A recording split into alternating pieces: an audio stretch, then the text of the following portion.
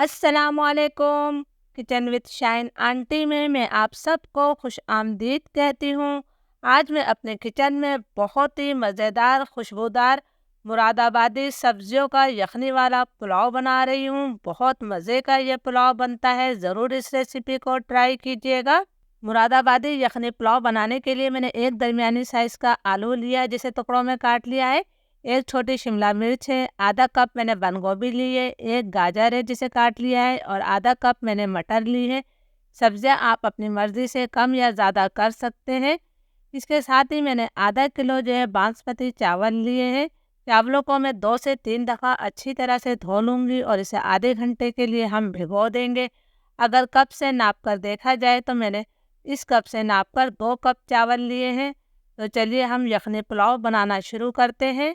मुरादाबादी यखनी पुलाव बनाने के लिए मैं 1 चाय का चम्मच भरकर साबुत धनिया खरल में डाल रही हूँ।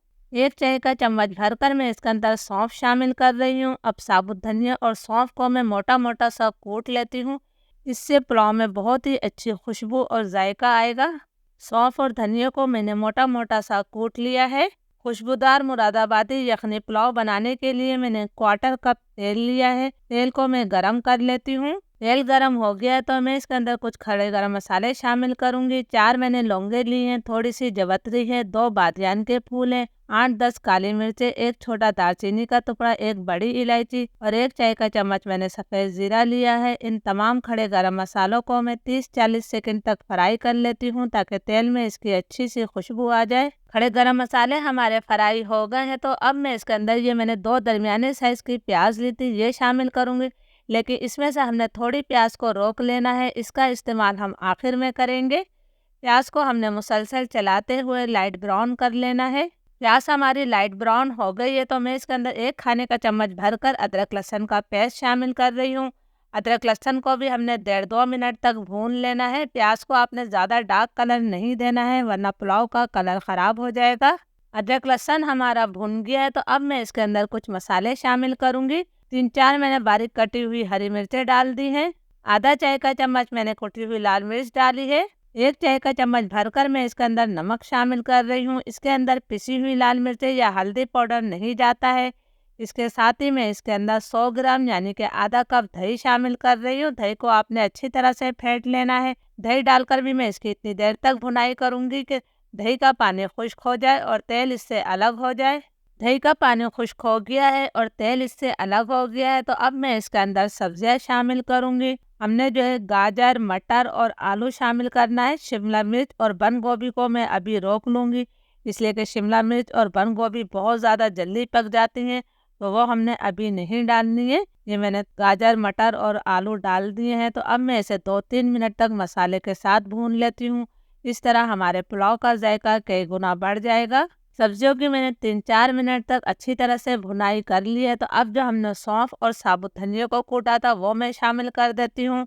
इसको हमने अच्छी तरह से मिक्स कर लेना है। इससे हमारा पुलाव जो है बहुत ज़्यादा खुशबूदार बनेगा।